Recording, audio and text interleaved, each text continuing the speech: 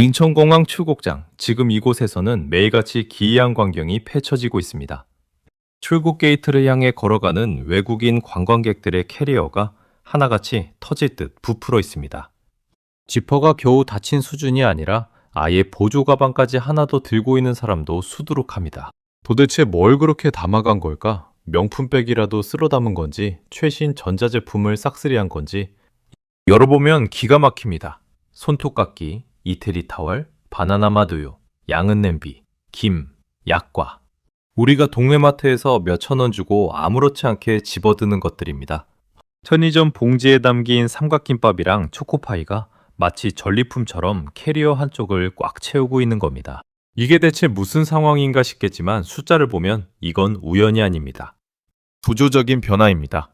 2026년 상반기 한국을 찾은 외국인 관광객 수가 역대 최초로 상반기에만 1,070만 명을 돌파했습니다. 지난해에도 상반기 1,000만 명을 달성하긴 했지만 올해는 그 시점보다 한 달이나 앞당긴 겁니다. 이 추세대로라면 올해 연간 외국인 관광객 수는 사상 처음으로 2천만 명을 넘어설 거라는 전망까지 나오고 있습니다. 2천만 명. 대한민국 인구의 약 40%에 해당하는 외국인이 이 나라를 방문하겠다는 뜻입니다. 그런데 진짜 놀라운 건 숫자가 아닙니다. 이 사람들이 한국에서 쓴 돈의 규모, 그리고 그 돈이 향하는 곳이 완전히 달라졌다는 사실입니다. 올해 5월 한 달간 외국인 관광객의 국내 카드 지출액이 약 2조 1천억 원을 기록했습니다. 2018년 관련 집계를 시작한 이래 처음으로 월 2조 원의 벽을 깨부순 겁니다. 과거에는 이 돈이 면세점과 백화점 명품관으로 흘러들어갔습니다. 하지만 지금은 다릅니다. 편의점, 전통시장, 동네 안경원, 올리브영, 다이소. 우리가 퇴근길에 들르는 그 평범한 장소들이 외국인들에게는 반드시 가야 할 관광 명소가 됐습니다. 세계인의 지갑을 열게 만드는 한국의 진짜 보물은 무엇인지, 그리고 이 거대한 흐름이 왜 지금 터졌는지 하나씩 까보겠습니다. 외국인 관광객들의 캐리어를 열어봤을 때 가장 먼저, 그리고 가장 많이 발견되는 것, 바로 김입니다. 솔직히 우리 입장에서 김이란 게 뭡니까? 밥 위에 올리고 국에 부셔넣고 반찬 없을 때 참기름 발라서 한 잔 뚝 찢어 먹는 것. 그 이상도 이하도 아닌 너무나 당연한 밥 반찬입니다. 그런데 이 검은 종이 한 장이 지금 세계 시장에서는 그야말로 바다의 금으로 불리고 있습니다. 2025년 한국 김 수출액은 약 11억 3,300만 달러. 원화로 환산하면 1조 5천억 원을 기록하며 사상 최대치를 경신했습니다. 수출 대상국만 120개국을 넘겼고 전 세계 김 시장의 70% 이상을 한국이 장악하고 있습니다. 70%입니다. 반도체도 아니고 자동차도 아니고 김으로 세계 시장의 70%를 먹고 있다는 겁니다. 그런데 여기서 재미있는 건 외국인들의 소비 방식입니다. 이 사람들은 김을 밥이랑 같이 먹지 않습니다. 감자칩 대신 간식으로 먹습니다. 고추냉이 맛, 마늘 맛, 아몬드 맛. 조미김을 과자 봉지 뜯듯이 뜯어서 그냥 입에 넣는 겁니다. 넷플릭스 보면서 팝콘 대신 김을 먹는 외국인이 지금 전 세계적으로 폭발적으로 늘고 있다는 얘기입니다. 한국 김이 밥상을 넘어서 글로벌 스낵 시장까지 침투한 겁니다. 다음 주자는 약과입니다. 이건 진짜 아무도 예측 못했습니다. 할머니가 제사상에 올리던 그 약과, 명절에 한두 개 집어먹고 너무 달다 하던 그 약과가 글로벌 디저트 시장에서 재발견되고 있습니다. 이른바 할메니얼 트렌드, 할머니 세대의 전통 음식이 밀레니얼과 Z세대에게 새롭게 소비되는 현상인데 약과가 그 중심에 서 있습니다. 쫀득한 식감, 꿀에 절여진 달콤한 맛, 거기에 한국 전통이라는 스토리까지 외국인 입맛에 정확히 꽂힌 겁니다. 실제로 신세계 면세점은 약과와 전통 문양 쿠키 등 K푸드 선물 라인업을 대폭 확대했고 공항 면세점에서 약과 세트가 화장품 못지않은 매출을 올리고 있다는 보도까지 나왔습니다. 그리고 다코스가 있습니다. 감 말랭이입니다. 감을 얇게 썰어 말린 이 소박한 간식이 중국 관광객들 사이에서 김치를 제치고 인기 쇼핑 품목 상위권에 올랐습니다. 건강한 단맛, 쫄깃한 식감, 인공 첨가물 없는 자연 그대로의 맛. 이 세 가지가 건강을 중시하는 글로벌 소비 트렌드와 정확히 맞아떨어진 겁니다. 거창한 기술이 필요하지 않았습니다. 화려한 글로벌 마케팅 캠페인도 없었습니다. 한국 땅에서 나고 한국 사람이 대대로 먹어온 음식 그 자체의 힘이 세계인의 입맛을 사로잡은 겁니다. 우리가 너무 익숙해서 그 가치를 몰랐던 것들이 바다 건너에서는 꼭 사가야 할 보물이 되고 있습니다. 지금 한국 편의점에서는 전례 없는 일이 벌어지고 있습니다. 편의점입니다. 백화점도 아니고 면세점도 아니고 길거리 모퉁이에 있는 그 편의점이 외국인 관광객들의 필수 방문 코스가 됐습니다. 숫자부터 보겠습니다. CU 명동역점의 경우 하루 매출의 최대 68%가 외국인 고객에게서 나옵니다. 보통 일반 점포의 외국인 매출 비중이 2%대인 걸 감안하면 약 26배 높은 수준입니다. 편의점 하나가 사실상 외국인 전용 매장처럼 운영되고 있는 겁니다. GS2보도 마찬가지입니다. 인천공항 점포에서는 바나나맛 우유가 하루 평균 1200개씩 팔려나가고 있고 올해 상반기 GS25 전체 외국인 결제 매출은 전년 대비 60.2%나 폭증했습니다. 60%입니다. 어지간한 기업이 연간 성장률 10%만 찍어도 잘했다는 소리 듣는 시대에 편의점 외국인 매출이 반년 만에 60%를 뛰어넘은 겁니다. 그런데 여기서 의문이 생깁니다. 도대체 편의점에서 뭘 사길래 이 사람들이 가장 먼저 집어드는 게 바나나 맛 우유입니다. 노란 항아리 모양 용기에 담긴 그 우유. 우리한테는 초등학교 때부터 먹어온 목욕탕 나오면서 벌컥벌컥 들이키던 그 우유가 외국인들 사이에서는 한국 여행 필수 인증샷 아이템이 됐습니다. 핵심은 역설적이게도 한계에 있습니다. 바나나 맛 우유는 유통기한이 짧습니다. 특유의 항아리 용기 때문에 포장 효율이 떨어져서 해외 수출도 쉽지 않습니다. 그런데 바로 이 한계가 희소성을 만들어낸 겁니다. 해외에서는 못 사니까 한국에 와야만 마실 수 있으니까. 그래서 더 특별한 거고, 그래서 인증샷을 찍는 겁니다. 여기에 불을 붙인 게 모델 헤일리 비버입니다. 그가 한국 편의점에서 바나나 맛 우유와 헤이즐넛 커피를 섞어 만든 이른바 뚱바라떼를 인스타그램에 올리면서 이 조합은 전 세계 SNS에서 말 그대로 폭발했습니다. 틱톡에서 관련 영상 조회수가 수천만을 찍었고 한국 편의점 방문 자체가 하나의 콘텐츠가 된 겁니다. 나라별로 인기 품목도 다릅니다. 일본인 관광객 사이에서는 비오트 초코링이 구매 1위를 차지하고 있습니다. 바삭한 초코 토핑을 요거트에 부어 먹는 그 제품인데 일본에는 이런 조합의 유제품이 없으니까 신선한 충격으로 다가온 겁니다. 미국인들에게는 바나나 맛 우유에 이어 불고기 김밥이 3위에 올랐습니다.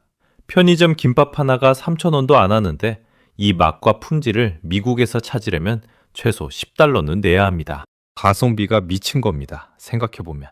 이건 정말 대단한 일입니다. 전 세계 어디를 가도 편의점은 있습니다. 일본에도 있고 미국에도 있고 태국에도 있습니다. 그런데 편의점 자체가 관광명소가 된 나라는 한국이 유일합니다. 단순히 물건을 사는 공간이 아니라 한국의 맛과 문화를 가장 빠르고 저렴하게 체험할 수 있는 하나의 체험형 관광지로 진화한 겁니다. 편의점이 관광 인프라가 되는 나라. 이게 지금 대한민국의 위상입니다. 이번에는 먹거리가 아닙니다. 외국인들이 한국에서 반드시 사가는 생활용품 이야기입니다. 먹거리야 맛있으니까 사간다고 치겠는데 생활용품은 좀 다른 영역입니다. 자기 나라에도 비슷한 게 있을 텐데 굳이 한국에서 사가는 이유가 뭘까? 답은 간단합니다. 품질이 차원이 다르기 때문입니다. 먼저 손톱깎이입니다. 37777이라는 브랜드. 한국 사람이라면 집에 하나쯤은 굴러다니는 그 손톱깎이입니다. 화장실 서랍 안에, 거실 탁자 위에 아무렇게나 놓여있는 그거. 그런데 이 회사가 세계 손톱깎이 시장 점유율 1위라는 사실 알고 계셨습니까? 연간 생산량 1억 개, 그중 90%를 92개국에 수출합니다. 미국 시장 점유율만 75%에 달합니다. 미국에서 손톱을 깎는 사람 4명 중 3명이 한국산 손톱깎이를 쓰고 있다는 뜻입니다. 이게 얼마나 대단한 건지 중국의 주룽지 전 총리가 직접 증명해줬습니다. 그가 777 손톱깎이를 들고 중국 관리들 앞에서 우리도 이런 제품을 만들어야 한다고 호소했던 일화는 업계에서 전설처럼 내려오고 있습니다. 한 나라의 전직 총리가 다른 나라의 손톱깎이를 들고 연설한 겁니다. 손톱 비피악기 하나에 담긴 한국 제조업의 정밀함이 어느 수준인지 보여주는 장면입니다. 다음은 이태리 타월입니다. 이름만 들으면 이탈리아에서 만든 제품 같습니다. 아닙니다. 1967년 부산의 한 섬유 공장에서 탄생한 100% 한국 발명품입니다. 탄생 과정이 기가 막힙니다. 당시 이탈리아에서 수입한 비스코스 레이온 원단이 있었는데 이게 너무 거칠어서 옷감으로는 도저히 쓸 수가 없었습니다. 보통이라면 그냥 불량 원단으로 폐기했을 겁니다. 그런데 누군가가 이런 생각을 한 겁니다. 이걸로 때를 미면 어떨까? 이 한 줄의 역발상이 한국 목욕 문화의 역사를 통째로 바꿨습니다. 그리고 지금 이 이태리 타월이 전 세계를 뒤집어 놓고 있습니다. 틱톡에서 코리안 익스폴리에이팅 타월을 검색하면 영상이 쏟아집니다. 외국인들이 이태리 타월로 팔뚝을 미면서 회색 때가 우르르 밀려 나오는 걸 보고 경악하는 영상. 때를 다 밀고 나서 돌고래 피부가 됐다며 매끈한 팔을 카메라에 들이미는 영상. 조회수가 수백만을 찍고 있습니다. 한국 사람들이 목욕탕에서 아무렇지 않게 해온 이 행위가 외국인들에게는 피부 관리의 신세계인 겁니다. 여기서 끝이 아닙니다. K드라마 속 양은 냄비 라면 장면에 반해서 아마존에서 양은 냄비를 사는 외국인. 한국 이불의 얇지만 따뜻한 품질에 감동받아 전통시장에서 진공 압축까지 해서 캐리어에 쑤셔 넣어가는 외국인. 이 사람들한테 한국 생활용품은 단순한 물건이 아닙니다. 한국인의 생활 방식 자체를 가져가는 겁니다. 우리가 너무 익숙해서 눈에 보이지도 않았던 일상의 물건들이 바다 건너에서는 한국에서만 살 수 있는 명품으로 대접받고 있습니다. 우리의 당연한 일상이 세계인에게는 발견이 되고 있는 겁니다. 지금까지는 물건 이야기였습니다. 김, 약과, 바나나 맛 우유, 손톱깎이, 이태리 타월, 전부 손에 잡히는 것들입니다. 그런데 외국인들이 한국에서 사가는 게 물건만이 아닙니다. 한국의 서비스 속도 자체를 사가고 있습니다. 이게 무슨 말인지 가장 대표적인 사례를 보겠습니다. K 안경입니다. 미국이나 유럽에서 안경을 맞추는 과정을 한번 떠올려 보겠습니다.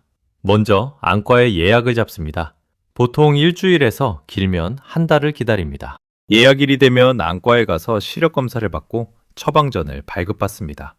그 처방전을 들고 안경점에 갑니다. 테를 고르고 렌즈를 주문합니다. 렌즈가 제작되어 도착하기까지 또 며칠에서 2주. 전체 과정을 합산하면 짧아도 일주일, 길면 한 달이 넘게 걸립니다. 가격도 만만치 않습니다.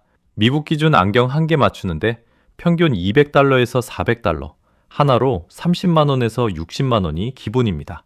보험이 있어도 렌즈 종류에 따라 본인 부담이 상당합니다. 그런데 한국에서는 어떻습니까? 안경원에 들어갑니다. 시력 검사를 받습니다.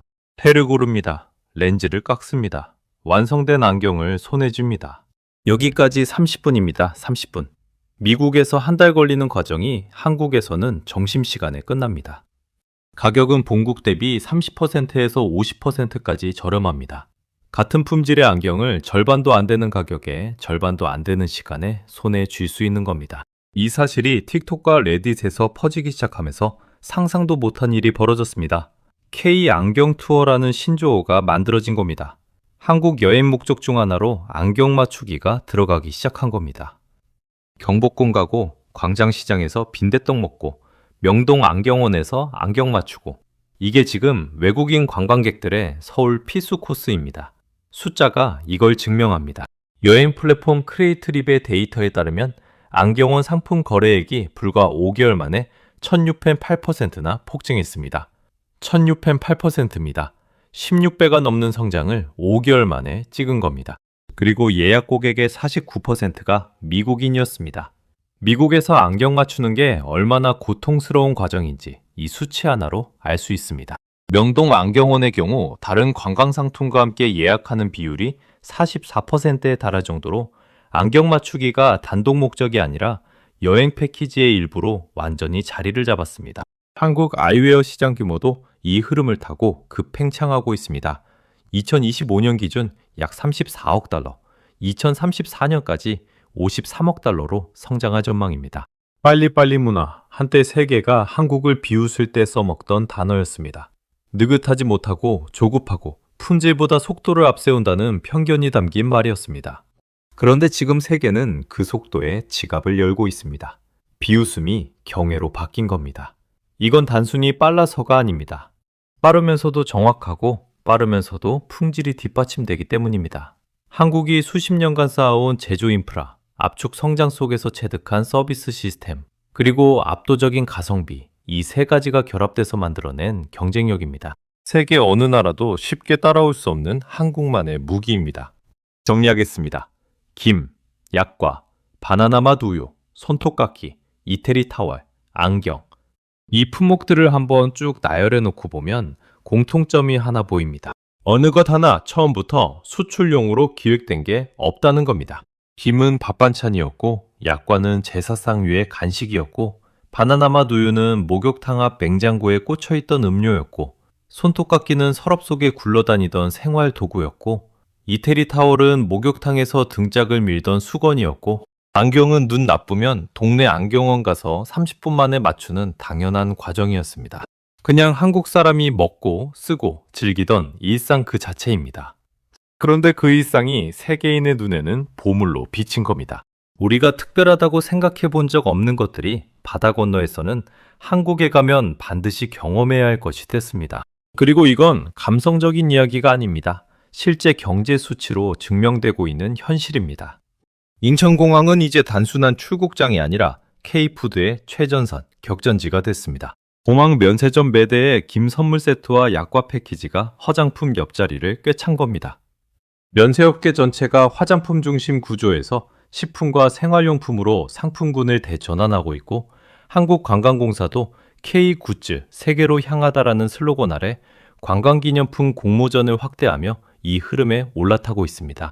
편의점 업계는 외국인 전용 상품 큐레이션을 강화하고 있고, 안경업계는 다국어 응대 시스템을 구축하며 글로벌 고객을 맞을 준비를 하고 있습니다. 산업 전체가 움직이고 있는 겁니다. 그런데 여기서 한 가지 반드시 짚고 넘어가야 할 게 있습니다. 이 흐름이 영원할 거라는 보장은 어디에도 없다는 겁니다. 지금 이 모든 현상은 K컬처에 대한 세계의 호감이 만들어낸 기회입니다. K드라마가, K팝이, K뷰티가 수십 년간 쌓아 올린 문화적 신뢰도 위에서 이 소비가 터지고 있는 겁니다. 하지만 호감은 영원하지 않습니다. 한번 사간 손톱깎이의 품질이 기대 이하라면 그 사람은 다시 사지 않습니다. 30분 만에 맞춘 안경의 AS가 불가능하다면 그 편리함은 일회성 경험으로 끝납니다. 편의점에서 외국인이 결제하는 과정이 불편하다면 그 사람은 다음 여행지로 일본을 택할 겁니다. 한번 등 돌린 소비자를 다시 돌려 세우는 건 처음 끌어오는 것보다 10배는 어렵습니다. 지금 우리에게 필요한 건 자부심에 취하는 게 아닙니다. 이 경쟁력을 유지하고 강화할 구체적인 노력입니다.